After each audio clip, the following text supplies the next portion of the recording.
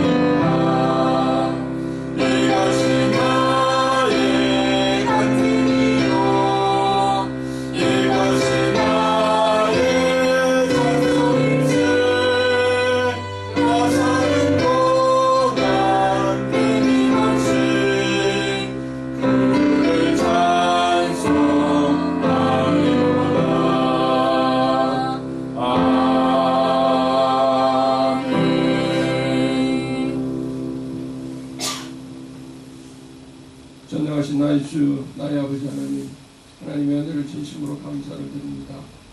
지난 한 주간도 눈동자같이 우리들을 지켜주시고 오늘도 거룩한 주의 날을 허락해 주셔서 주의 전으로 발걸음을 인도해 주시고 예배의 자리에 함께 하시니 감사드립니다.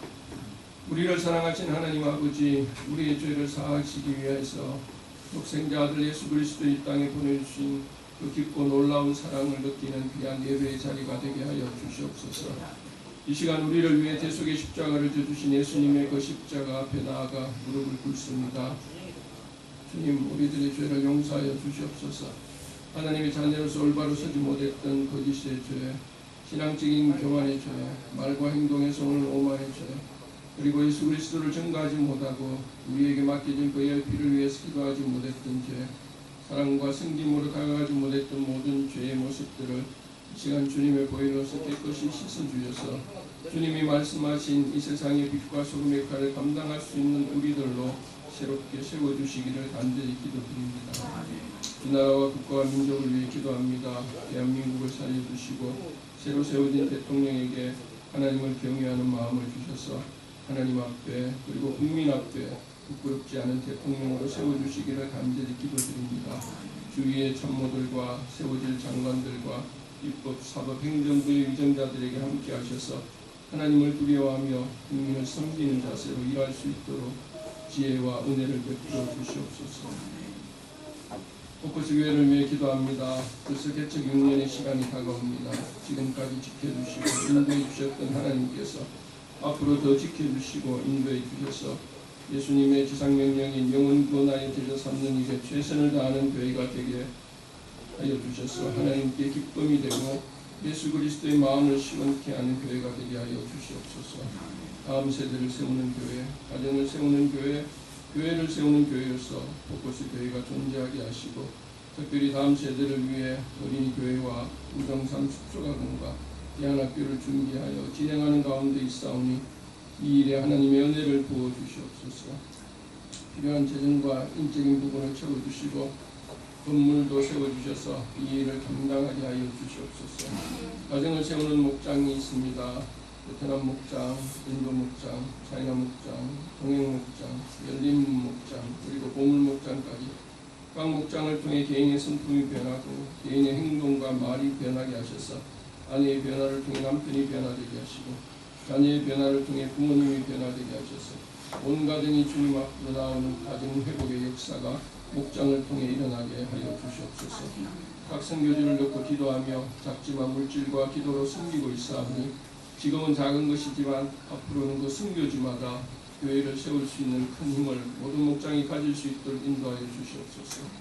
무엇보다 세우신 목사님에게 체력과 지력과 성령 충만함을 허락하시어 늘 교회를 위해 기도하며 성도를 위해 기도하며 장례를 위해 기도할 때마다 그 기도를 들어주시고 응답해 주셔서 온 성도들이 목사님의 마음과 한 마음이 되어 기도하며 맡겨진 일을 위해 온전히 앞으로 전진하게 하옵소서. 오늘도 말씀을 전가하실 때 에스라에게 허락하셨던 학자의 지혜와 학자의 입술과 학자의 마음을 허락하시어 하나님의 말씀을 잘 풀어 우리의 심령이 잘 박힌 목과 같이 박히게 하시고 그 말씀을 통해 우리의 심령이 변화되게 하여 주시옵소서. 말씀이 심겨져 우리의 마음과 족도를 변하게 하시고 말씀이 30배, 60배, 100배의 결실을 맺게 하셔서 모든 성도들이 말씀 안에서 기도 안에서 성령님과 함께하는 삶을 통해 필요한 재정도 공급받게 하시고 어려운 일도 해결되게 하시며 현재의 필요뿐 아니라 장래의 모든 문제들도 온전히 하나님께 맡기며 나아갈 때 모든 문제들이 해결함을 받을 수 있도록 인도하여 주시옵소서. 오늘 또 온전한 믿음과 사랑으로 나아갑니다. 우리의 예배를 받아 주시옵소서. 예수님의 이름으로 기도드립니다. 아멘.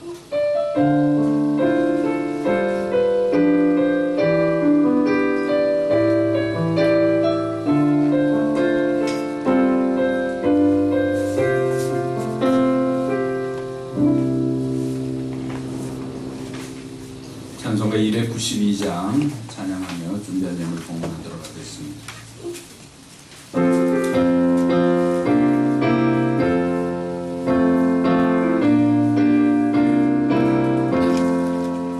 주의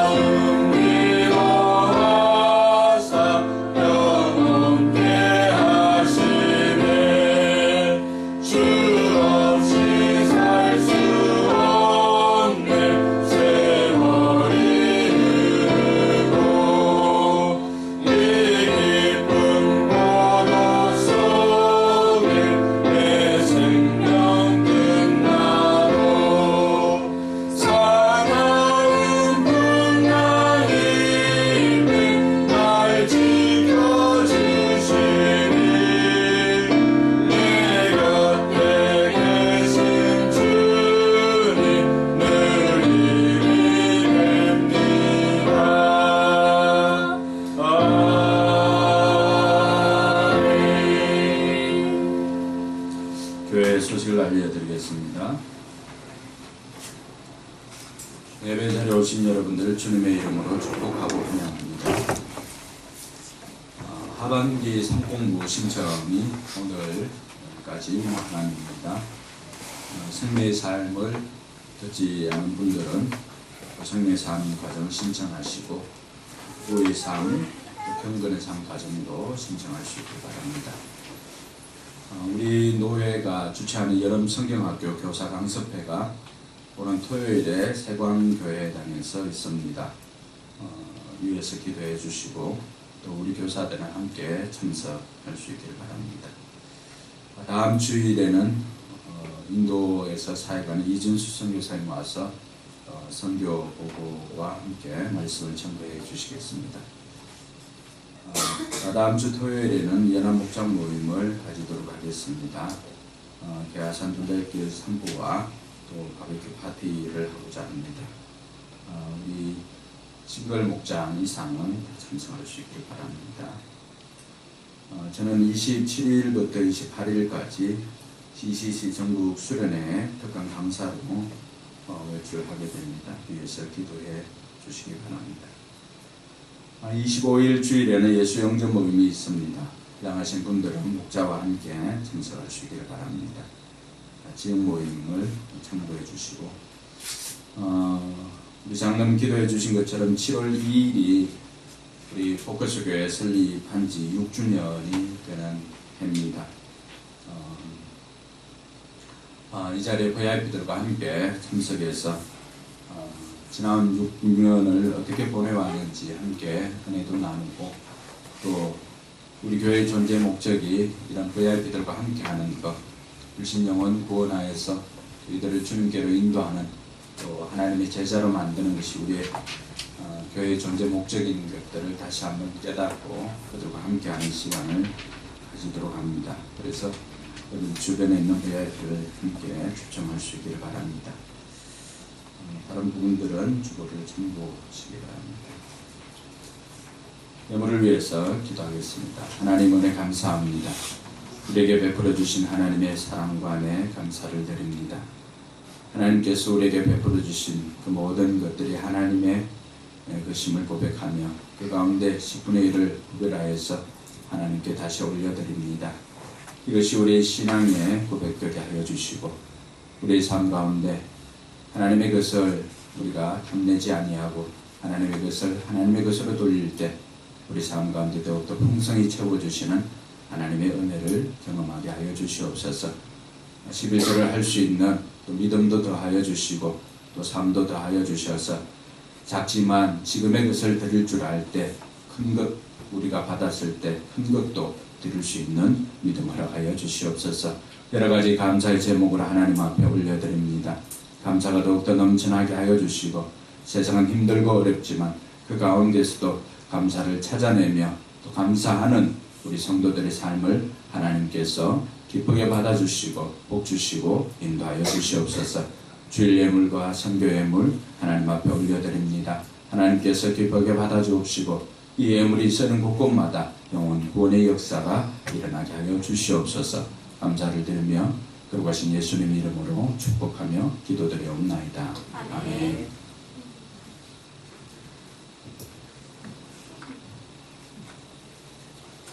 오늘 하나님의 말씀은 신약성경 갈라디아서 2장 15절에서 21절까지의 말씀입니다.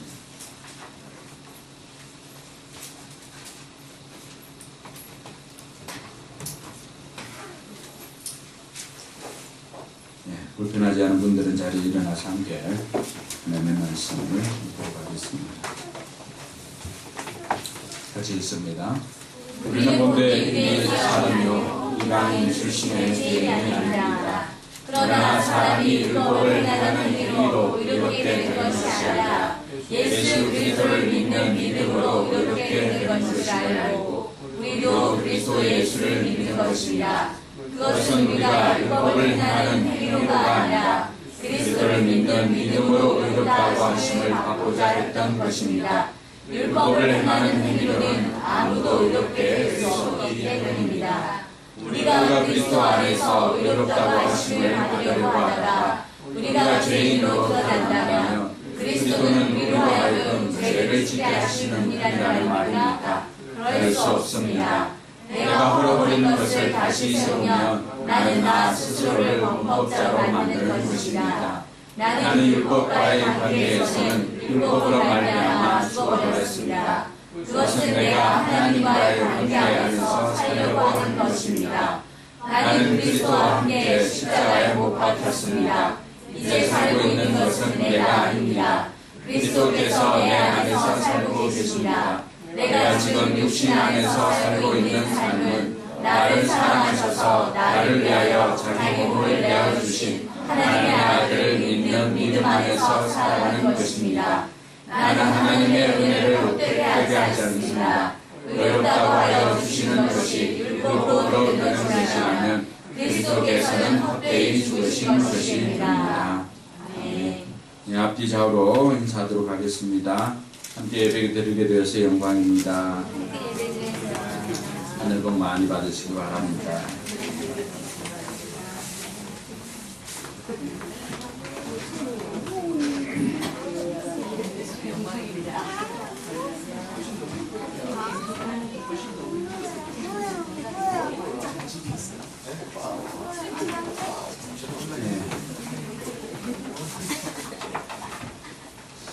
어저께 청소를 화장실까지 반짝반짝 연인하게 해주셨던데 수고해 주셔서 감사합니다.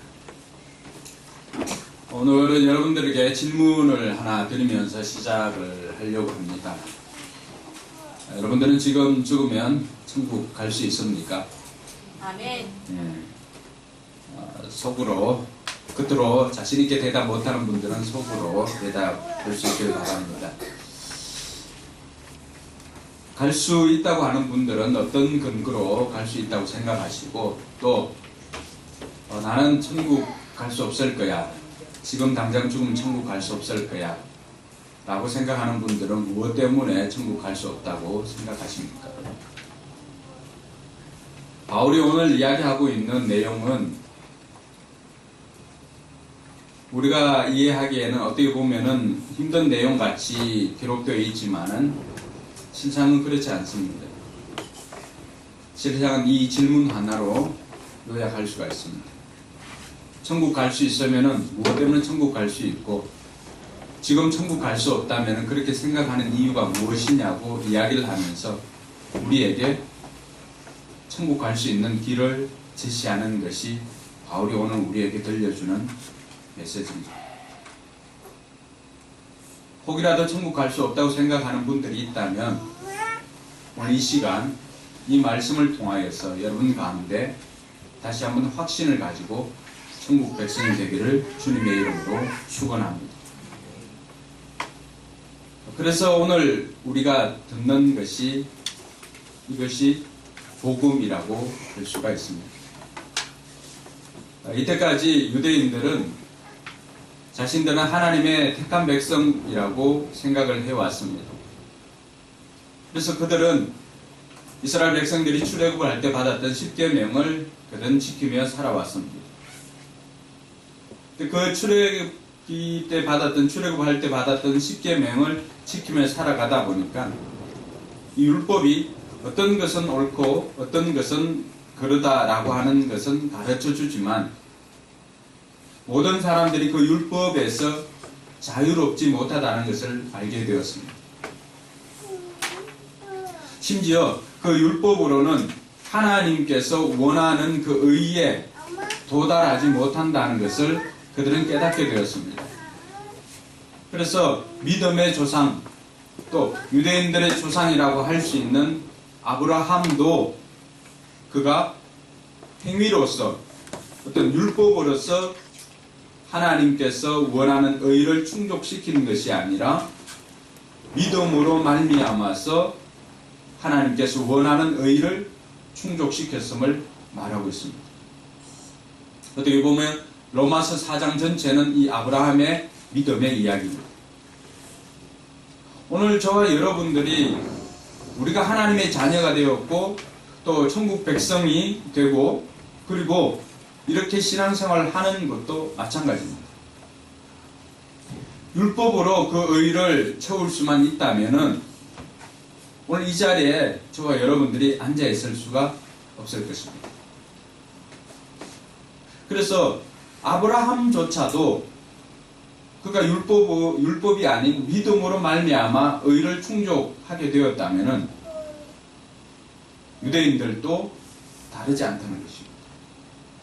유대인들도 그들이 율법으로 말미암아 의롭게 되어서 하나님의 백성이 된 것이 아니라 그들이 믿음으로 말미암아 하나님께서 그들을 의롭게 여겨주셨다는 것을 바울이 이야기하고 있는 것입니다. 그래서 오늘 이 말씀은 바울 신학에 있어서의 핵심이기도 하고 바울 복음의 정수이기도 합니다. 근데 바울이 지금 열받은 것이 무엇입니까? 바울은 굉장히 열받아 했거든요. 유대인들조차도 율법으로는 도무지 하나님께서 원하는 의를 충족시킬 수가 없어서 믿음으로 말미암아 의롭게 되었음을 선포하였습니다. 그래서 유대인 그리스도인들도 예루살렘에 있는 그리고 유대인 그리스도인들도 그렇게 믿고 지금까지 왔습니다. 그런데 예루살렘에서 온 몇몇 교사들, 순회 교사들 중에 거짓 교사들이 자꾸만 다른 것을 이야기를 합니다. 믿음으로 말미암아 의롭게 된 이들에게 그것이 부족함을 이야기를 하고 다시금 그들이 유대인들처럼 할례를 받아야만이 구원을 받게 됨을 이야기를 해주었습니다. 바울이 이런 상황에서 다른 복음을 전하는 사람들에 대해서 저주를 선포하고 하였던 것이 지난주까지의 말씀의 내용이었습니다. 그런데 이것이 비단 그 사람들뿐만이 아니라 믿음의 사람들조차도 이런 오해를 할 수가 있고 또 그 당시 사도 중에는 제일 수장이라고 할 수 있는 베드로조차도 이런 유혹에 들어가더라고 하는 것입니다. 그래서 오늘 우리가 읽지는 않았지만은 이 바울이 이 수사도였던 베드로를 책망하는 내용을 그들에게 들려줍니다.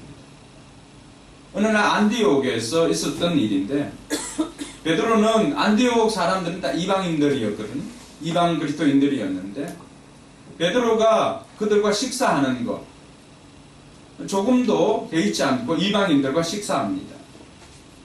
예전에는 있을 수 없는 일이었죠. 이방인들과 식사를 하고 이렇게 하며 교제도 하곤 하였습니다. 그런데 야고보가 사람을 보냈다는 이야기를 듣게 됩니다. 야고보가 누굽니까? 예수의 형제이고 예루살렘 교회의 담임 목사였습니다. 예루살렘은 그 당시 모든 그 기독교 신앙을 총괄하였던 곳이 아닙니까?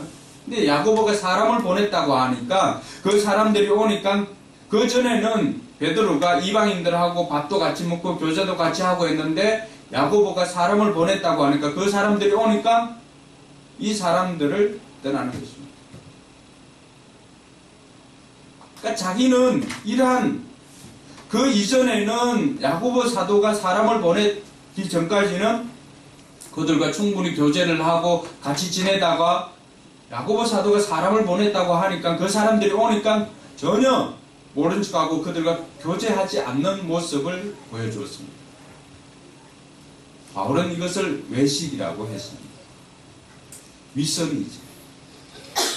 그 근거는 무엇일까요? 지난주 우리가 살펴보았던 말씀을 통해서 베드로가 왜 이런 행동을 하고 있을까? 그 근거는 다른 것이 아닙니다. 베드로가 하나님을 의식하기보다는 사람을 의식했고 하나님을 기쁘시게 하기보다는 사람을 기쁘시게 하려고 하는 그 의도가 그 내면에 있었기 때문입니다. 여러분, 베드로가 이러하다면 그 당시 유대인들이나 오늘 우리의 모습은 어떤가? 우리가 다시 한번 돌아볼 필요가 있습니다.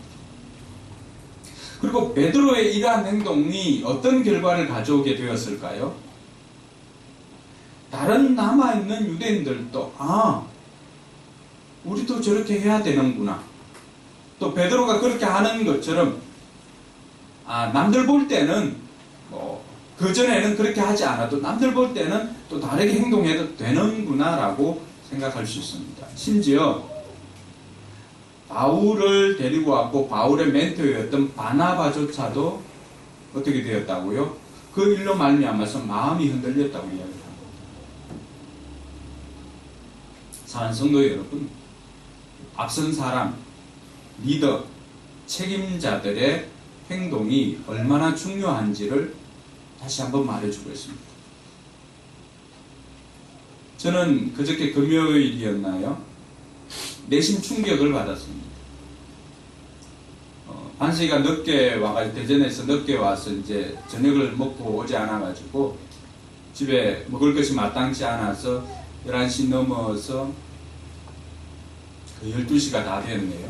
요 옆에 치킨집에 갔습니다. 근데 거기서 그들은 너무나 일상적으로 했던데 저는 충격을 받았던 게 거기 홀 안에 있는 분들이나 바깥에 있는 분들이 한 테이블 빼고는 한 테이블만 아버지와 아들이 있고 나머지 테이블 바깥에는 다 여성분들이 있어요. 또 혼자가 아니라 다들 자녀를 데리고 치킨 먹는데 무슨 문제가 되겠습니까만 그러나 그들 테이블 위에는 다 술판이 버려져 있어요. 자녀들이 옆에서 보고 자녀들은 그 12시가 넘었는데도 놀고 있는데 어머니들은 전혀 개의치 않고 하하호호 하면서 맥주잔을 건배를 하고 술잔을 들고 건배를 하고 누구를 위하는지 모르지만 잔을 들고 있어요. 오늘 그러한 행동들은 자식들에게 뭘 가르쳐 주는 걸까요? 내가 원하지는 않지만 은연중에 이렇게 살아도 괜찮다는 것을 가르쳐 줍니다. 이런 부모된 자들이 정말로 심각하게 생각해야 됩니다. 오늘 내가 하는 행동은 암묵적으로 너도 해도 된다라고 하는 것을 가르쳐 주고 있습니다. 왜 우리 어른들은 자식들 앞에서 싸우지 말라고 했을까요? 왜 우리 어른들은 자식들이 어른들 앞에서 큰 소리 내지 말라고 했을까요? 우리가 하는 행동 모든 것들은 자녀들에게 카피가 됩니다. 암묵적으로 내가 가르치지는 않지만 너도 이렇게 살아도 된다라고 하는 것을 암묵적으로 동의해 주는 것입니다. 정말로 우리의 행동을 조심해야 됩니다. 그렇게 보고 자랐던 아이들이 맥주에 대해서, 술에 대해서, 담배에 대해서, 거짓말하는 것에 대해서, 싸움에 대해서 경계를 가질까요? 여러분 어떻게 생각하세요? 아닙니다.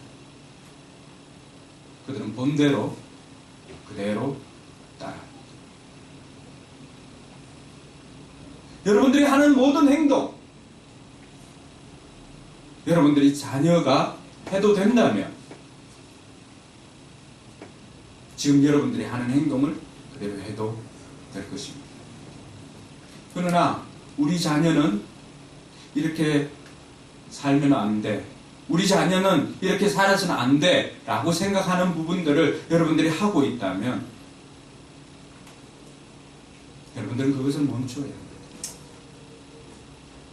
오늘 베드로가 그가 하였던 그 외식적인 행동이 그 당시에 믿음이 연약한 이 갈라디아 성도들에게 또 안디옥 성도들에게 미쳤던 영향은 이루 말할 수가 없습니다. 오죽하면 바울이 그 대사도였던 그 당시 어떻게 보면은 모든 것들을 좌지우지하는 그런 위치에 서 있었던 베드로조차에게도 책망을 하면서 왜 그렇게 외식을 하느냐고 이야기를 하였던 것을 보면은 지도자의 오늘 행동이 앞선 사람들의 오늘 행동과 말이 얼마나 다른 사람들에게 파급력이 미쳐지는가를 가르쳐주고 있습니다. 온 성도들의 믿음이 흔들렸습니다. 믿음의 근간이 흔들리는 거예요.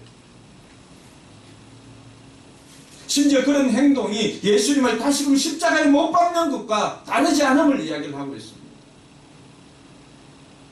우리가 그것 할 수가 없었어. 율법으로 의롭게 되는 걸 할 수가 없어서 믿음으로 의롭게 되는 것을 우리가 택하여서 지금까지 믿음으로 의로움을 우리가 받고 이렇게까지 나왔는데, 베드로의 그런 외식이나 오늘 갈라디아 성도들이 다른 교사들이 와가지고 다른 복음을 전하는 것을 정말로 그들이 그것을 밀어내지 않고 오히려 받아들이면서 이것이 진짜 복음이냐 다른 복음을 가지고 받아들이고 있으니까 바울로서는 붕괴할 노릇입니다.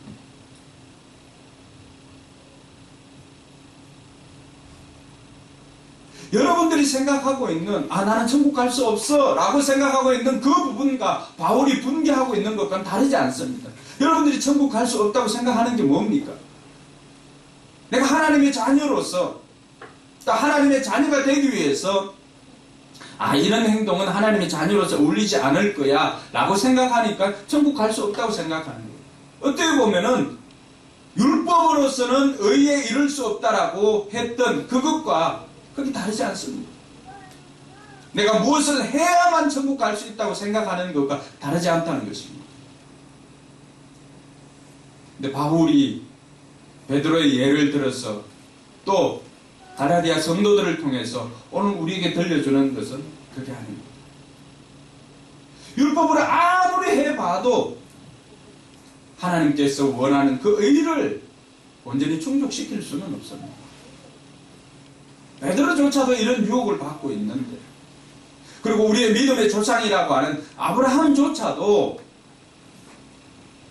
그가 행위로서 의로움을 받은 것이 아님을 이야기합니다. 그래서 다윗은 로마 4장 23절에 보면은 죄의 사함을 받고 허물의 가리움을 받은 자가 복이 있음을 이야기를 해줍니다.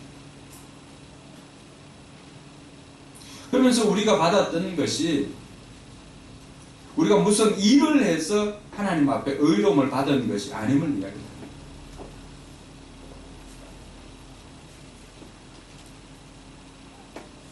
유대인들조차도 율법으로 의롭게 되는 것이 힘들다는 것을 깨닫고 결국 바울이 택한 것은 다른 게 아니에요.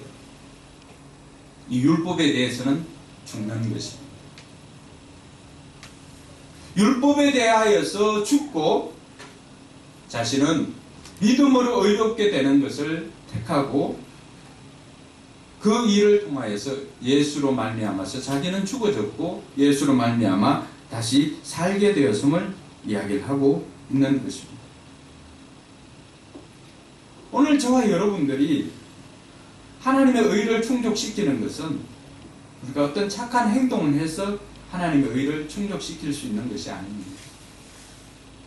신학적으로 다른 이야기를 하면 이신칭이라고 하는 것이 우리를 의롭다고 여겨주시는 것이 우리가 행동을 해서 그런 것이 아니라 우리가 믿음으로 이신, 믿음으로 말미암아서 의롭게 여김을 받는 것입니다. 죄가 없어서 우리로 하여금 죄가 없어서 우리가 의롭게 된 것이 아니라고 하는 것입니다. 여전히 죄가 있음에도 불구하고 여전히 행동은 하나님께서 원하는 수준의 삶을 살지 못함에도 불구하고 하나님께서 예수님께서 우리를 위해서 십자가에 달려 죽었음을 내가 믿습니다 라고 고백하는 그 믿음으로 말미암아 의롭다고 여겨주시는 것입니다. 거기에는 하나님의 놀라운 용서가 있기 때문에 십자가에 그 사랑이 있기 때문에 우리가 의로움을 받은 것입니다. 할렐루야. 여러분의 자녀들 어떻습니까? 자녀들이 종종 부모에게 잘못을 저지릅니다. 잘못을 저지를 때 그들이 용서를 구하고 우리에게 그렇게 합니다. 용서를 구해도 그들에게 죄가 다 없어진 것은 아니에요. 근데 우리는 어떻게 합니까? 그 자녀들을 용서해 줌으로 말미암아서 그 자녀로서 살아갈 수 있도록 해줍니다. 자녀들이 우리의 마음에 다 들게 행동하는 것은 아닙니다. 그럼에도 불구하고 우리는 뭐예요? 자녀예요. 우리가 하나님께서 원하는 수준의 삶을 다 살아갈 수가 없습니다. 그럼에도 불구하고 우리는 하나님의 자녀인 것은 하나님께서 우리가 그렇게 삶에도 불구하고 우리를 용서해 주시고 우리를 의롭다고 여겨주시기 때문입니다. 할렐루야. 이것이 복음이죠. 이것이 은혜이죠. 율법이 소용없다는 것이 아닙니다. 율법 아니고서는 우리가 착하게 살 수가 없습니다. 율법이 있어야만이 어떤 것이 옳고 어떤 것이 그러다는 것을 알 수가 있습니다. 율법이 있기 때문에 우리는 어떻게 살아야 할 것인가를 알게 됩니다. 그래서 그렇게 살려고 노력합니다. 근데 그렇게 살려고 노력하는데도 어떻습니까? 잘 안 되잖아요. 잘 안 되기 때문에 우리에게 뭐가 필요합니까? 하나님의 은혜가 필요한 것입니다. 여러분, 율법이 100가지가 있다면 99가지를 여러분들이 지켰어요. 근데 한 가지 어겼다면은 그 사람 의인입니까? 죄인입니까? 뭘까요? 99가지를 지키고 한 가지를 어겼어요. 의인이에요? 죄인이에요? 죄인이잖아요. 그럼 하나님의 의에 이르지 못하는 것입니다. 율법이 10,000가지가 돼요. 9,999개를 지켰어요. 그것도 지키는 것 힘들잖아요. 근데 그 중에 한 가지를 어겼어. 의인이에요? 죄인이에요? 죄인이에요. 죄인으로서는 천국 갈 수 있나요? 없나요? 못 가잖아요. 바울이 깨달았던 것이 그거예요. 믿음의 조상이라고 하는 아브라함조차도 자기 행위로서는 도무지 하나님께서 원하는 그 의를 다 충족시킬 수가 없기 때문에 창세기 15장 6절은 뭐라 그럽니까? 아브라함이 하나님을 믿으니 하나님께서 그것을 그의 의로 여겨주었다고 그랬습니다. 할렐루야. 저는 이게 복음이라고 생각합니다. 왜 복음이에요? 우리 기회를 주었잖아요. 우리 성도들 중에 막 사는 사람이 누가 있습니까? 다들 제대로 살려고 노력하고 있지 않습니까? 제대로 살려고 노력해요? 제대로 살려고 노력해요? 노력하면 돼요. 다 제대로 살려고, 정말 잘 살려고 노력합니다. 제가 봤을 땐 우리 성도들 중에 막 살려고 하는 사람은 없어요. 근데 여기서 제대로 살려고 노력은 하지만 여러분들이 원하는 만큼 제대로 살아지던가요? 잘 안 되잖아요.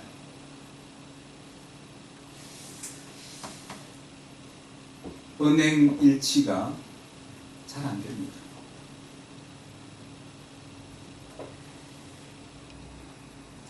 그래서 우리가 먼저 우리가 그것을 깨달아야 돼요.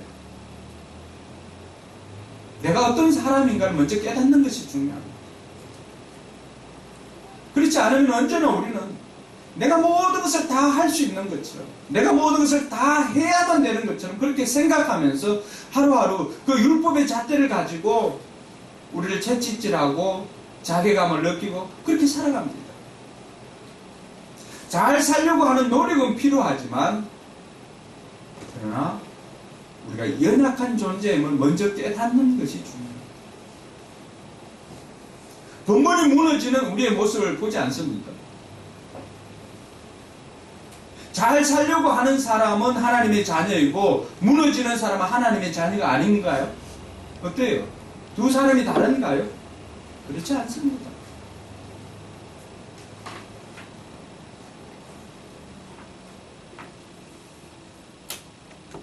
이 시점을 아브라함이 깨달았고 이 시점에서 바울이 깨달았던 것입니다. 이제 거짓 교사들이 자꾸만 옛날 것으로 돌아가야만 되고 뭔가를 해야만 되고 이 율법의 잣대를 가지고 계속해서 자기들도 지키지 못하는 것을 가지고 갈라디아 성도들에게 자꾸만 되니까 바로 열받는 거예요. 우리도 잘 살고 싶지 않은 사람이 누가 있습니까? 정말 성도답게 살려고 하는 그런 마음 다 가지고 있어요. 정말 이웃들에게 사랑을 베풀고 자녀들에게도 온화한 모습을 가지고 이렇게 살고 싶은 마음들이 다 있습니다. 그러나 번번이 무너지는 우리의 모습을 보면서 거기서 우리는 시작해야 됩니다.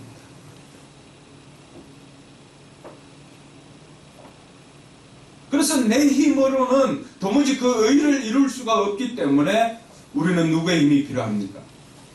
하나님의 힘이 필요합니다. 예수님의 공로가 필요합니다. 우리의 공로가 아니에요.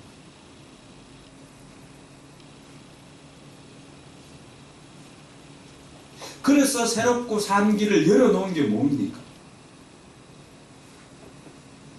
성소 휘장이 찢어지면서 지성소로 들어갈 수 있는 길이 열린, 새롭고 산 길이 열린 때가 언제였어요? 예수님의 십자가에 죽으십니다. 그건 내가 믿는다는 거예요. 그건 내가 믿는다. 그것 아니면 우리가 천국 갈 수 있는 것은 너무나 멀기만 합니다.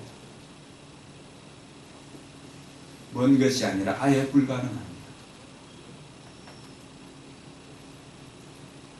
여러분들이 하나님의 의의를 다 충족시키지 못했다고 해서 너무 자괴감을 갖지 마시기 바랍니다. 우리가 그런 사람들입니다. 바울조차도 정말 잘 살고 싶은데 자기 마음에 자꾸만 다른 성품이 나오게 되니까 쳐서 복종시킨다고 그렇게 고백을 하는 거죠. 오늘 우리가 단순하지만 이 진리 깨닫지 못한다면 우리에게는 복음이 필요 없는 사람입니다.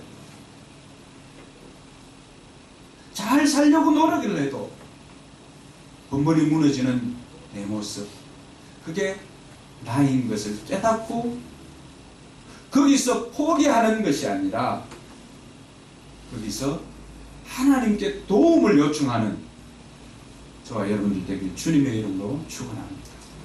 그게 우리의 모습이 되어야 돼요. 내가 해보니까 안 되더라. 개세라 세라 될 대로 되라. 이게 아니라고 하는 거예요. 해보니까 안 되니까 뭐가 필요한 거예요? 하나님의 도우심을 구하고 내 의가 아니라 나는 하나님께서 도와주시지 않는다면 하나님 나라에 갈 수 없는 연약한 존재임을 깨닫고 예수님께서 나를 위해 죽어주신 그 십자가의 죽으심을 나의 죽음으로 알고 믿고 나아가는 것입니다. 그래서 그 믿음으로 말미암아 우리가 의로움을 받는 거예요. 죄가 있음에도 불구하고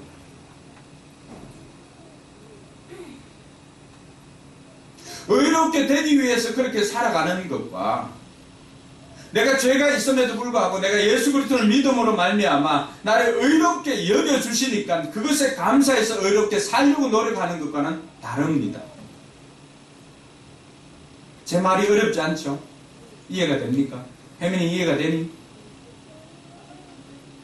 민지 이해가 되니? 이해가 안 돼? 잠시 딴 생각했구나.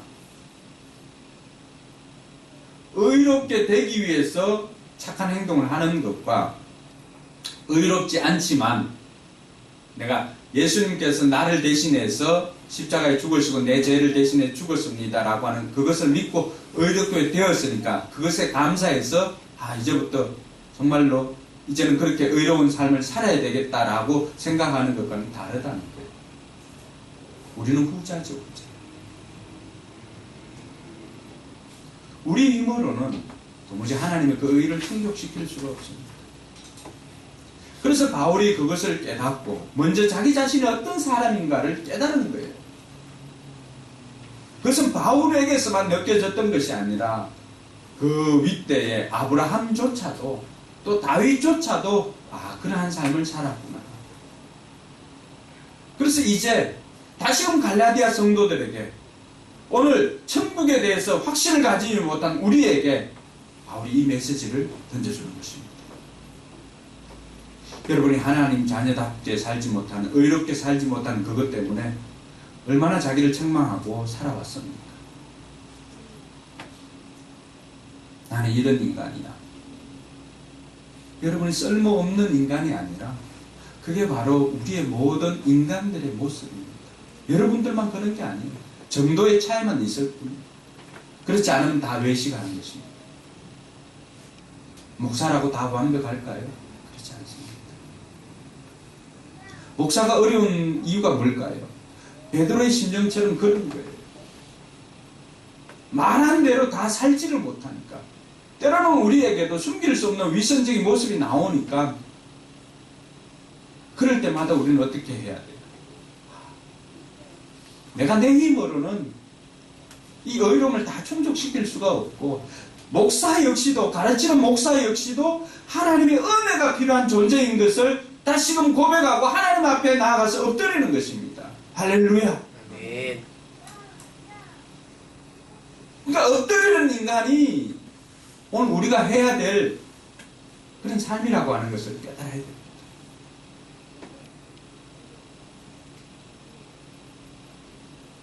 바울 자신은 그것을 깨닫고는 오늘 2장 20절에 그런 고백을 합니다. 19절에 보면은 하나들 선포를 하죠. 자, 율법의 관계를 어떻게 합니까? 청산을 하는데 어떻게 청산합니까? 율법으로는 자기가 죽어버렸다는 거예요. 자, 율법에 대해서 죽고자 하는 이유가 뭡니까? 눈을 뜨고 죽고자 하는 이유가 뭐예요? 살려고. 율법에 대해서 죽으려고 하는 것은 그 죽는 것이 목적이 아니라 사는 것이 목적입니다. 할렐루야. 네. 이 율법의 역할은 우리가 죄를 깨닫게 해주는 역할이 있어요. 그래서 갈라디아서에는 보면은 바울이 몽학 선생이라고 그랬잖아요. 몽학 선생은 뭐냐 그러면 아이들 어릴 때 가르치는 것. 우리나라 옛날에는 뭐가 있었죠? 동몽선섭 같은 아이들에게 가르치는 것. 그러니까 율법의 역할은 그거예요.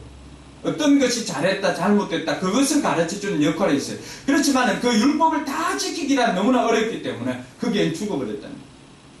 그래서 뭘 하고자 하는 거예요? 그러면 어떻게 하는 거예요? 하나님과의 관계 안에서 살려고 율법에는 죽었다는 겁니다. 그래서 20절에 그 유명한 20절 고백하지 않습니까? 같이 읽습니다. 시작. 나는 주와 함께 십자가에 못 박혔습니다. 이제 살고 있는 것은 내가 아닙니다. 그리스도께서 내 안에서 살고 계십니다. 내가 지금 육신 안에서 살고 있는 삶은 나를 사랑하셔서 나를 위하여 공평하게 것이 하나님의 아들을 믿으면서 살아가고 있습니다. 네. 그래서 바울이 선택한 방법이 예수와 함께 죽고 예수로 사는 길을 택하였습니다. 할렐루야. 우리는 이 바울이 사용했던 시제, 바울이 참 똑똑한 사람이에요. 바울의 이 시제를 우리는 집중할 필요가 있습니다. 율법에 대해서도 죽어버렸다. 그리스도와 함께 십자가에 못 박혔다. 언제적 이야기입니까? 과거입니다. 근데 우리는 어떻게 합니까? 우리는 하나님 앞에 하나님 이 내 자아를 죽여주십시오. 바울이 지금 고백하고 있는 것은 내 자아는 예수님께서 십자가에 달려 죽을 때 이미 내 자아도 죽었다는 것입니다. 할렐루야. 근데 우리는 뭐 때문에 고민하죠? 죽지 않은 자아 때문에.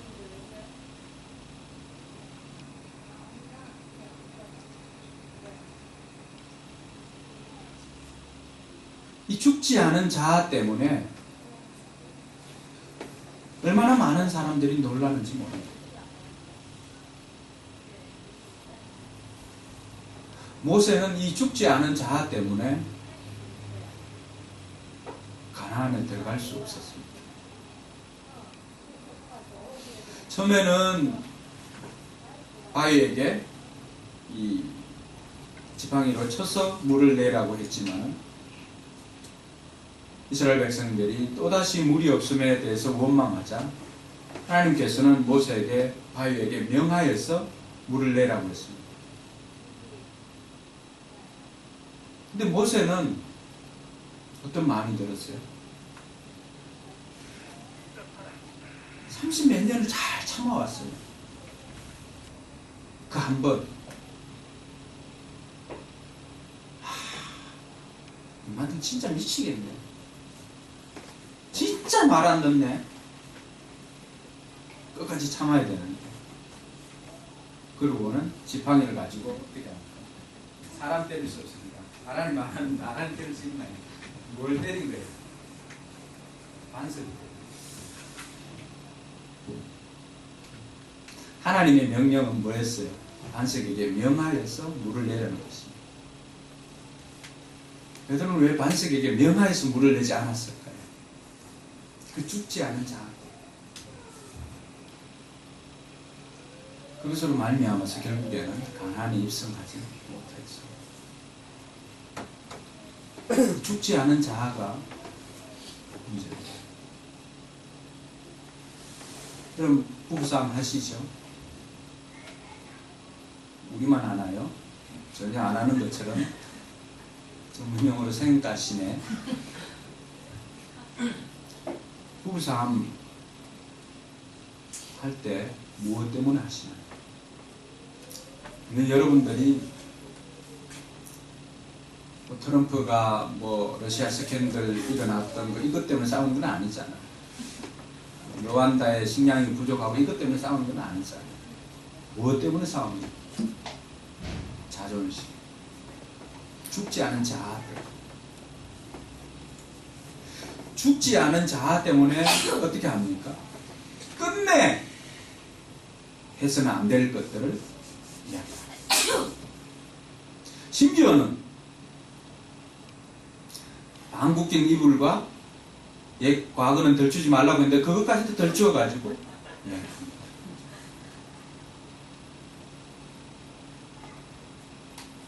죽지 않은 그 자아로 말미암아서 참고 참아왔던 그것들을 한순간에 터뜨림으로 말미암아 어떤 일이 생깁니다.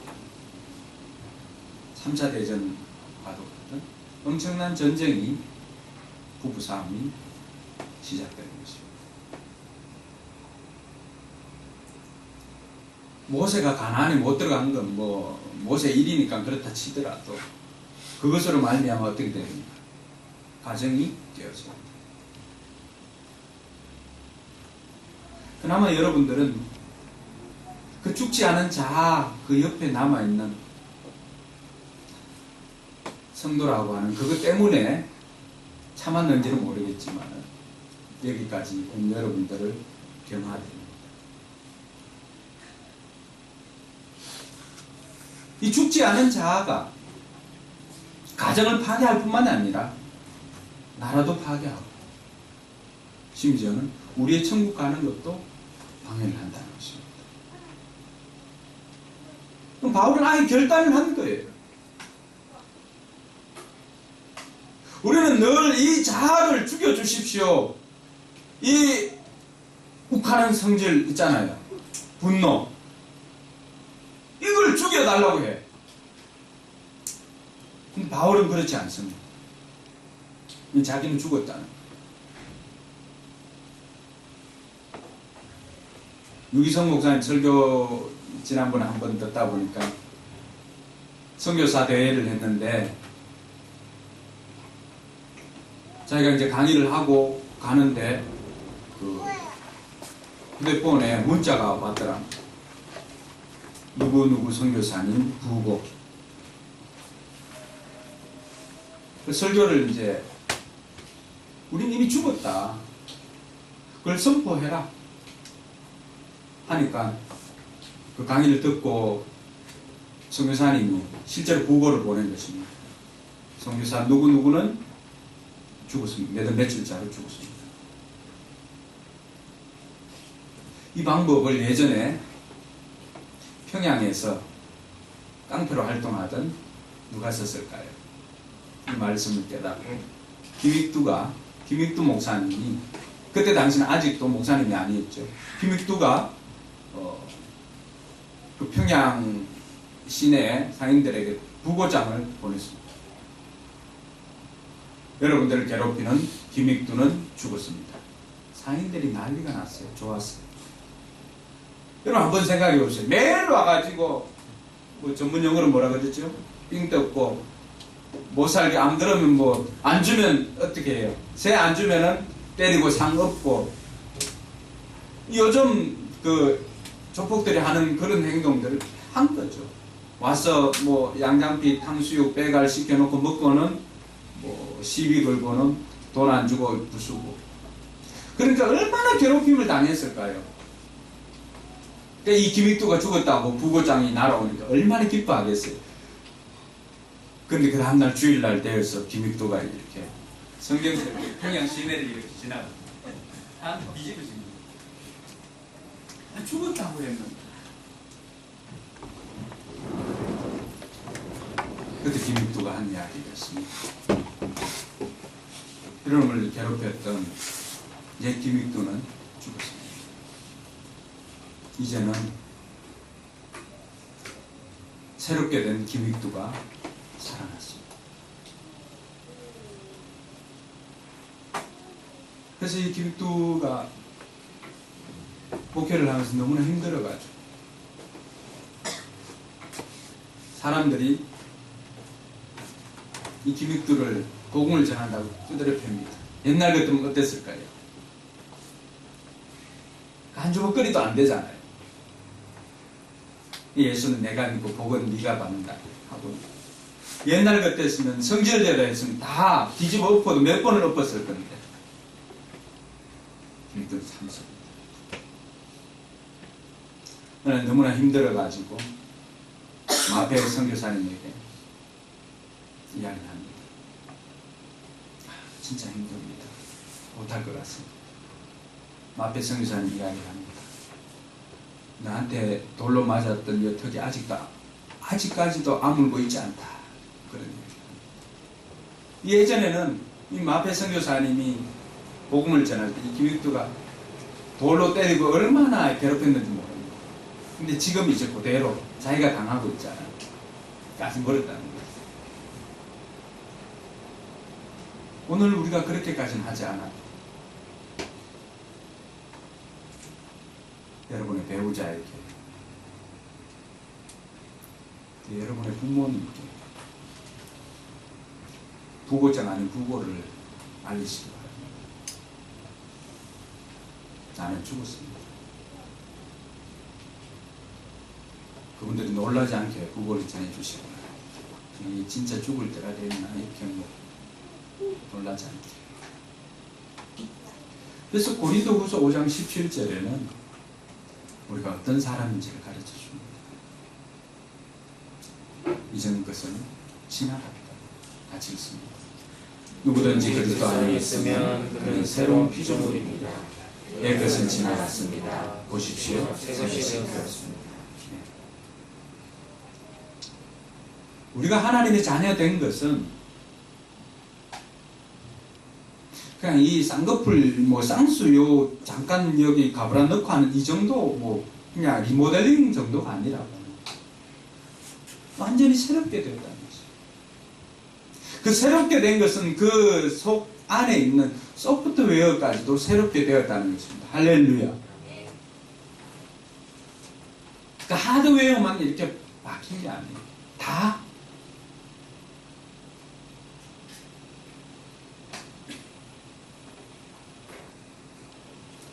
그래서 우리의 신분에 대해서 이 새로운 피조물임을 바울이 이야기를 하고, 고린도 교회도 이 이야기를 합니다.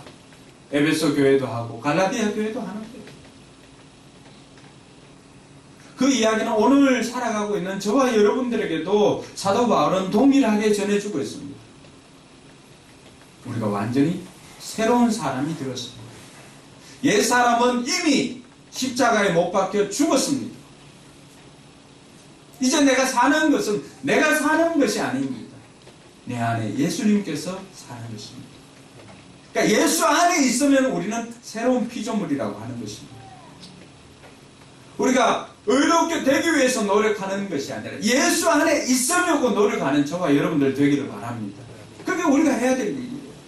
예수 안에 있으면 누구라도 새로운 피조물이고 예수 안에 있기만 하면은 우리를 의롭다 여겨주시고 우리를 용서해 주시기 때문에 예수 안에 있는 노력이 그래서 필요한 것입니다.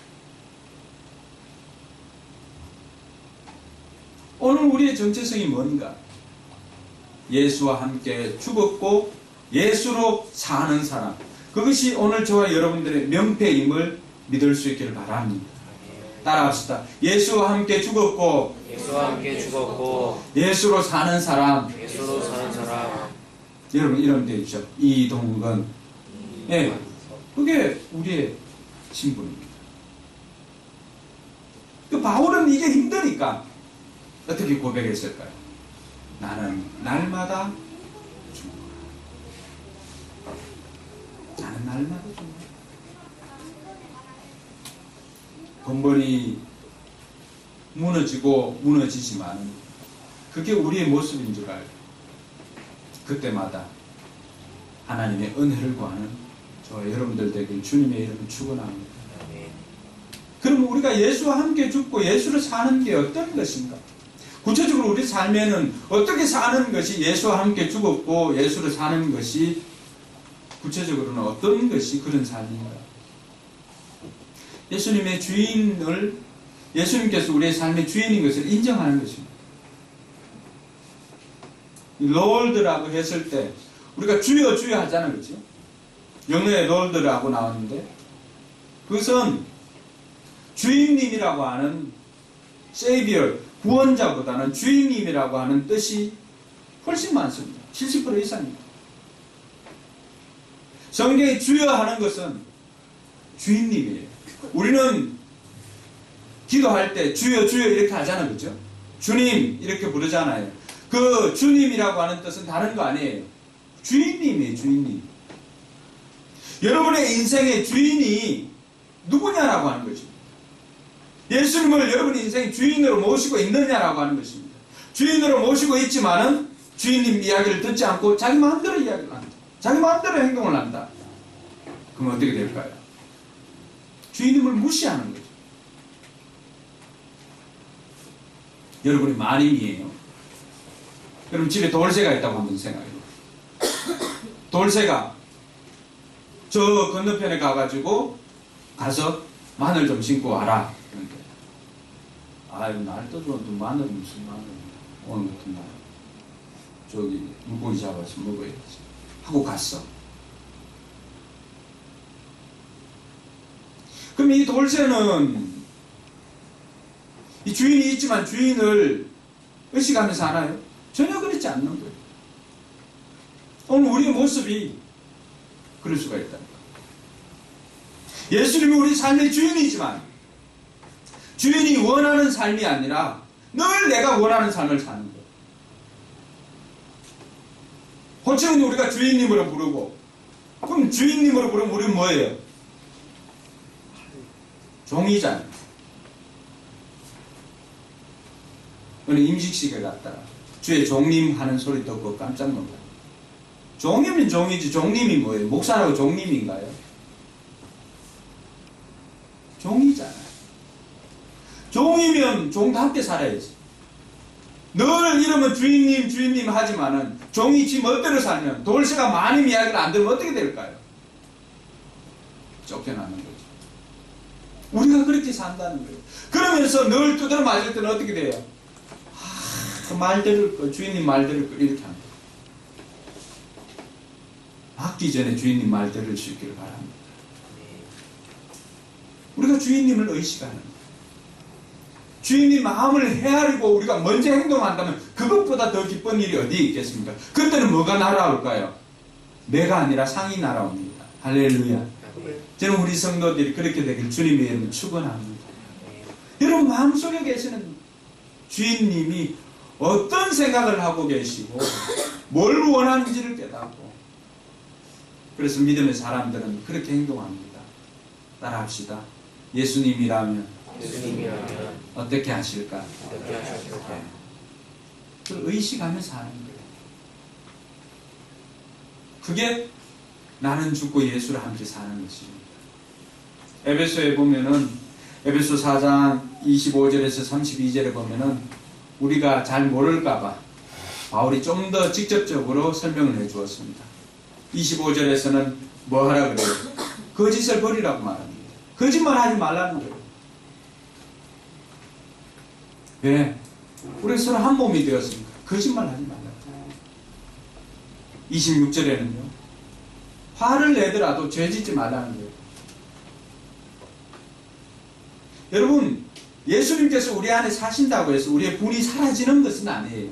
그건 인정하는 거잖아요. 예수님도 분을 낼 때가 있었어요. 그러나 그 분으로 말미암아 죄를 짓지는 않고 그 분이, 그 화가 하루를 넘기지 않았다는 거죠. 그리고 그것을 마음에 품지 마십시오. 품는 순간 그건 뭐가 될까요? 비수가 되는 거예요.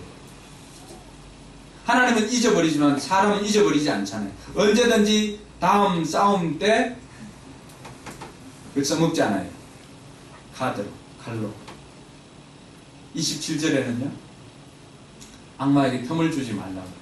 그러니까 악마에게 틈을 안 주면 악마는 못 들어옵니다. 여러분, 이게 악한 영들에 대한 것일까? 이게 악한 영 때문에 그런가? 여러분, 틈을 주었기 때문에 들어옵니다. 걔들은 합법적으로 들어올 수가 없어요. 우리가 틈을 줘야만 들어오지. 걔들에게 틈을 주는 게 뭘까요? 부정적인 생각, 부정적인 말, 또 부정적인 장소, 부정적인 관계, 이런 것들은 다 악마에게, 사탄에게 문을 열어주는 것입니다.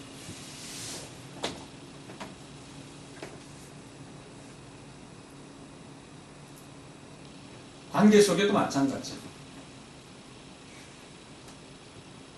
간음, 완전히 문을 열어주는 거죠. 거짓말, 문을 열어주는 것입니다. 그리고 양한 동영상, 문을 열어주는 겁니다. 악마에게 그냥 어서 오십시오.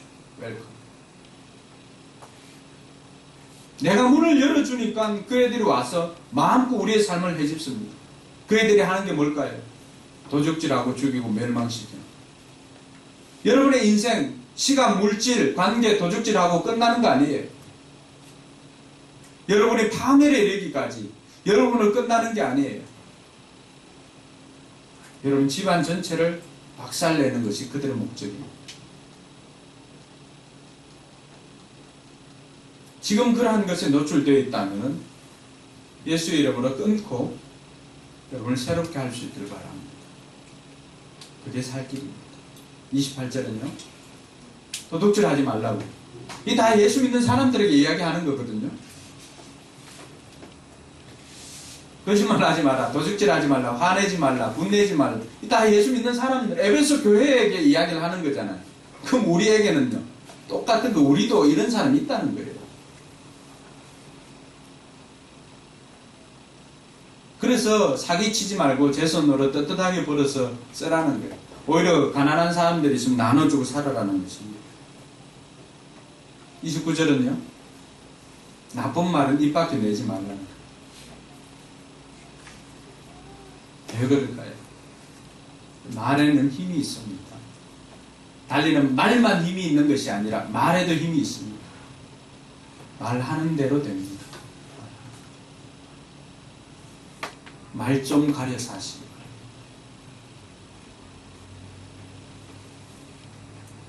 더러운 말은 입 밖에도 내지 말래요. 뭘 하라는 거예요? 덕을 세우는 말을 하라는 것입니다. 살리는 말을 하라는 것입니다. 적절한 때에 적절한 말을 하면 그것은 은혜가 되고 덕이 되고 사람을 살리지만, 때와 장소를 가리지 않고 하는 말들, 부정적인 말이나 나쁜 말은 전혀 도움이 되지 않는다고 이야기합니다. 30절은요, 성령님을 슬프게 하지 말랍니다. 우리 안에 성령님이 계시는데 성령님 혼자 버려두지 마시고 이야기도 하시고 성령님은 깨끗한데 살기를 원하십니다. 우리 마음이 더럽다면 마귀에게 틈을 내어주는 그런 쓰레기들, 오물들이 있다면 그걸 소재하고 성령님을 슬프게 하지 말라는 것입니다. 31절에는요. 그래서 이전에 행했던 이런 모든 악의들을 다 버리라고 말합니다. 모든 악독과 격정과 분노와 소란과 욕설. 이게 지난날 우리의 삶이었습니다. 이걸 버리라는 거예요. 32절요. 우리가 구체적으로 이제 해야 될 건 뭘까요? 서로에게 친절하게 대하고 불쌍히 여기고 그리고 하나님께서 우리를 용서해 준 것처럼 우리도 다른 사람 용서해 주라고. 멀거리 죽을 죄를 지었다고 용서 못하고 살아가고 있습니다. 여러분들이 용서받은 것은 또 얼마입니까? 성경은 우리는 1만 달란트 용서받은 사람인데 500데나리온 우리에게 빚진 사람들을 용서해주지 않고 살아가고 있음을 비유로 말해주고 있습니다. 1만 달란트는 오늘날로 환산하면 이루 말할 수 없는 돈입니다. 몇 조에 가까운 그런 돈입니다. 그것 우리가 탕감받고 용서받았는데 우리는 그렇게 용서받았는데 우리에게 겨우 몇백만 원 그 빚진 것 그걸 용서 못해주고 죽일 놈 살릴 놈 하고 우리 마음에 여전히 그들을 올무리 잡고 있고 가전 욕설과 저주와 심판을 하고 있다면 새로운 사람의 모습이 아니라고 하는 것입니다. 새 사람의 특징은 용서하는 사람입니다. 사랑하는 성도 여러분, 오늘 바울이 저와 여러분들에게 정말로 살 길을 열어주었습니다. 율법으로는 도무지 하나님께서 원하는 의로운 수준에 도달할 수가 없습니다. 번번이 무너지는 우리 그 앞에서 좌절하지 마시고 내가 그러한 존재임을 깨닫고 하나님의 도우심을 구하십시오. 예수 그리스도를 믿는 믿음으로 우리가 천국 가고 죄가 있음에도 불구하고 내가 예수님 나 죄를 용서해 주신 것, 내 죄를 용서해 주시기 위해서 십자가에 달려 죽으신 것을 내가 믿습니다라고 하는 그 믿음의 고백을 듣고 예수님께서 우리를 용서해 주십니다. 그래서 우리가 천국 갈 수 있는 거지 착한 행동에서 천국 갈 수 있는 것이 아닙니다. 그리고 착한 행동은 죄가 있음에도 불구하고 하나님의 자녀 삼아 주셔서 천국 가게 해 주시니까 그게 감사하니까 어때요? 자기를 알아주고 인정해주고 하면 어때요? 제대로 살고 싶잖아요. 그래서 제대로 사는 거죠. 그래서 실망시키지 않도록 사는 거 아닙니까? 그래서 율법으로 말미암아서 여러분 정죄하지 말고 하나님의 의로움 그 의가 내 의가 되어서 예수와 함께 죽고 예수로 살아가는 것이 내 자신인 것을 깨닫고 이 땅 가운데서 예수처럼 사는 것이 아니라 예수로 사는 저와 여러분들 되기를 바랍니다. 여러분들이 잘 쓰는 크리스찬 뜻이 뭘까요? 작은 예수입니다. 작은 그리스도입니다.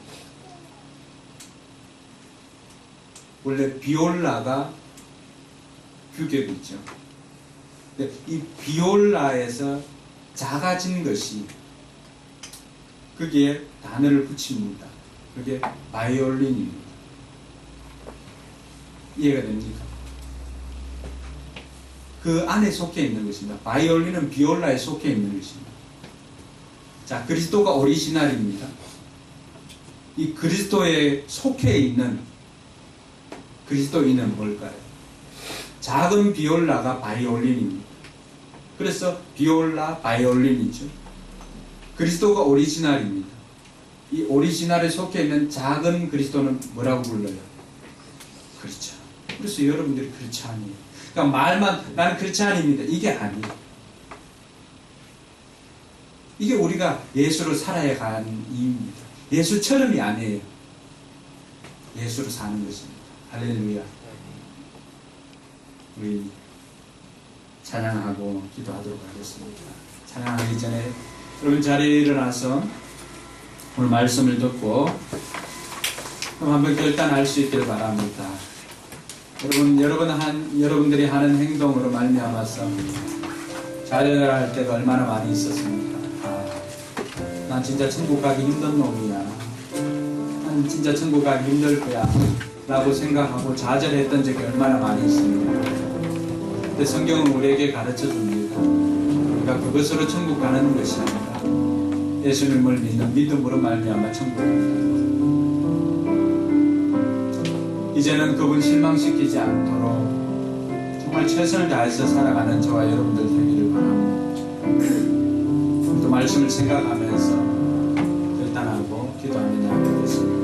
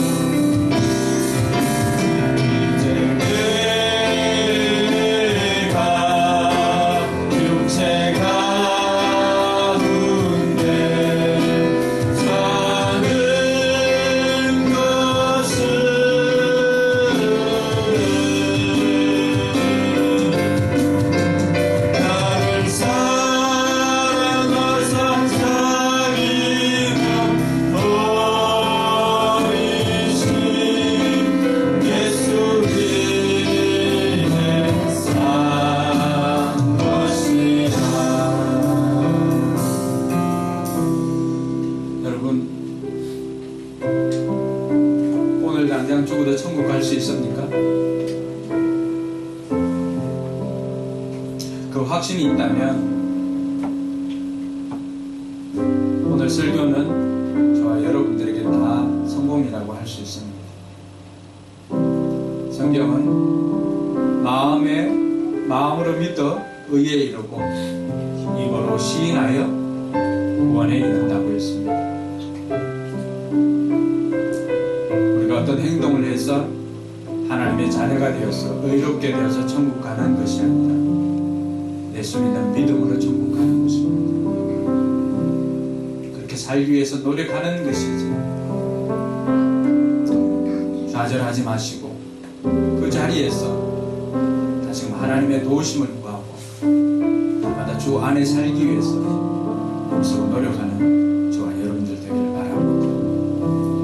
이제는 우리 구주 예수 그리스도의 은혜와 하나님의 무한한 사랑과 성령 하나님의 감동감화 교통 충만하심의 역사가 믿음으로 의롭게 되는 것을 믿고 예수와 함께 죽고 예수를 살기로 다짐하는 우리 모든 성도들 머리 위에 저들의 삶의 현장 위에 우리 교회 위에 이제로부터 영원토록 함께 있을지어다. 아멘.